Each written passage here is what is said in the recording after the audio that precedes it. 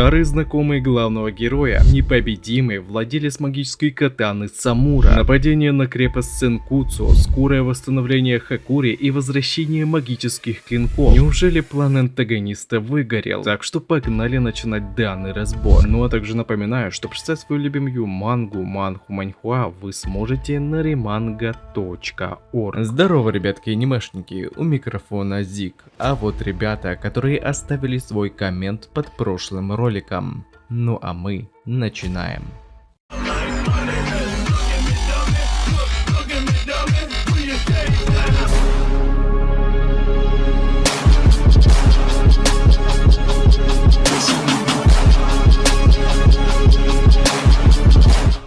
Стала известна обложка 4-го тома манги Кагурабачи, которая меня прям поразила своей красотой. Для меня на данный момент это лучшая обложка этой манги, хотя я уверен, что в будущем Хакадзона покажет нам еще более шикарные обложки. Вот вам, к примеру, все вышедшие тома манги, так что можете отписать в комментах, какая обложка тома вам больше всего понравилась. Сама же 50-я глава встречает нас небольшим флешбеком из поезда до нападения Хирухика, где главный герой объяснял о важности сбережения жизни держателей клинков. Ведь только благодаря магическим катанам Япония смогла выиграть войну с Эйтей. Но спустя время в стране начали бесчинствовать различные преступные группировки, демонстрируя негативное влияние на мирное население. И если же антагонисту удастся воспользоваться магическими катанами, тогда в Японии начнется хаос, куда хуже того, что сейчас происходит. Однако у Тихира были и личные мотивы защищать держателей магических катан, ведь это была одна из ценностей его отца, который, несмотря на само сотворение оружия, переломившее исход этой войны, в первую очередь считал героями тех, кто рисковал собственной жизнью, а именно держателей магических клинков. После того, как ГГ выманил мага черного пламени из узкого пространства, Уруха несколько успокоился, ведь теперь Ракухира ничего не отвлекало, и он мог полностью выложиться в этом бою. Их же задачей остается как можно скорее добраться к крепости Сенкуцу. К тому же на следующей станции их должны встретить люди этой крепости. Сама же охрана крепости до прибытия Йоди подготовила магический круг, моментально переместивший их на склон горы Фурума, прямиком к крепости храма Сенкуцу. И в ней мы непосредственно встречаем нового держателя магической катаны по имени Самура, который достаточно пафосно стоял, слушая мантру монаха. Вот только заметив прибытие Урухи, он тут же бросился к ним навстречу, ожидая снова встретиться с сыном Кунисиги. Однако, подойдя поближе и вынюхав Хакури, он понял, что это был совсем другой парень, от которого лишь отдаленно исходил запах главного героя. Как вы уже могли понять, Самура у нас незрячий, и вместо потерянного зрения у него были очень сильно развиты другие органы чувств. Однако не стоит списывать его со счетов раньше времени, ведь по словам Урухи, этот мужик очень мощный. Но Йодзи в свою очередь был впечатлен, что Самура был знаком с сыном великого кузнеца Кунисиги, а случилось это примерно 10 лет после окончания войны с Эйтей, где на одной из многочисленных прогулок Тихира и Сибы по торговому кварталу он наткнулся на старого знакомого. Вернее, это было не случайностью, потому что Самура целенаправленно нашел его, что меня действительно впечатлило, ибо этот держатель клинка смог разобрать запах тога, находясь среди толпы народу, еще и в месте, где продают всякие грильные шашлычки. Также Самура ощутил еще и запах Кунисиги, но исходил он уже от Тихира. И тут опять-таки произошла аналогичная ситуация, как с Урухой, только в этот раз было сказано, что парнишка не просто пахнет как его отец, он прям истощает очень сильный запах Ракухира-сана. И я уже не знаю, как расценивать эту ситуацию, ибо возможно это не какой-то прикол, а Хакадзона пытается нам что-то намекнуть. Ведь мы и так знаем, что ГГ у нас действительно сын Кунисиги, так что скорее всего очередное напоминание о том, что Тихира является копией Кунисиги, имеет в себе какой-то скрытый подтекст. Из интересного всплыла информация, что владельцы магических катан на самом деле не считают себя героями, поскольку единственным героем для них является лишь Ракухира Кунисиги, создавший магические катаны, полностью переломив исход войны с Эйтей. К тому же ему, как и Урухе, было очень приятно узнать, что Кунисиги не коротал свои дни в одиночестве. Прощание же у них было очень нелепым, ведь напоследок Самура хотел ощутить черты лица Тихира, что явно отпечаталось в памяти ГГ, когда он описывал Хакури этого мечника, говоря, что он странный. Но Самура был рад и этому, ибо по крайней мере он произвел хоть какое-то впечатление, из-за чего главный главный герой все еще его помнит. Однако эта праздная встреча быстро закончилась, ведь держатель магического клинка ощутил прибытие врага в окрестностях крепости. В Сенкуцу тут же была поднята тревога, а Хакури в это время повели в медкомнату, хотя сам он не видел в ней необходимости, ведь все-таки у него не было никаких физических ранений. Но так как девушка, телепортировавшая их сюда, также была магом, она знала, что делать в таких случаях и скорее всего займется восстановлением его духовной энергии. Ибо на постели, куда был уложен Хакури, виднелись какие-то печати. В то же время на другом фронте Хирухика пытался надавить на главного героя в том, что его решение разделиться с Урухой было неверным, ибо только у него была магическая катана, а теперь, когда маг Черного Пламени лично встал у него на пути, Хисяку получили прекрасную возможность уничтожить сразу двух держателей магических катан. И сразу же после этих слов Хирухика еще одна неприступная крепость была атакована противником. Видя разрушения, Хакури на секунду задумался, что возможно решение разделиться все же было ошибкой, ведь без Тихира их может постичь такая же судьба, как и с охранной крепости Кокугоку. Но Уруха уверил его, что этого не произойдет, ибо Сенкуцу гораздо крепче Кокугоку. И дело было отнюдь не в более сильной охране, а в Самуре. По словам Йодзи, пока он здесь, крепость Сенкуцу неприступна, учитывая даже тот факт, что Самура будет сражаться обычным клинком. И раз уж в скором времени сюда прибудет Тихира, держатель магического клинка не мог себе позволить встретить у себя желанного гостя, пока тут образовался такой переполох. Также стало известно, что восстановление Хакури займет около 30 минут. И Самура заявил, что без проблем способен продержаться указанное время. Ух, ребятки, я уже не могу дождаться следующей главы, ведь нас ожидают два невероятных сражения. Битва главного героя против мага Черного Пламени Хирухика, а также демонстрация силы одного из держателей магической катаны Самуры. Еще и грядет скорое возвращение двух магических катан, что в корне может поменять планы антагониста. Ведь тогда Камунаби будет уже не такой легкой мишенью. Что же, будем тогда ожидать следующую главу от Хакадзона Сенсея. И также не забывайте, что прочитать свою любимую мангу и не только вы сможете на remanga.org.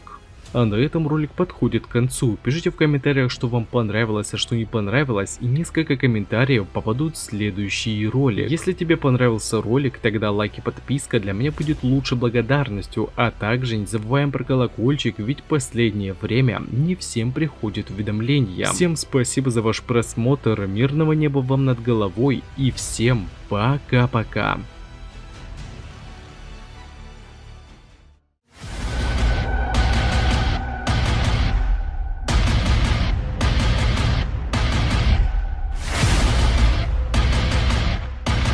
Tiraram suas 6 espadas mágicas, mas não conheciam a sétima. Eu vou matar cada mago negro e recuperar as espadas do meu pai. Tentem.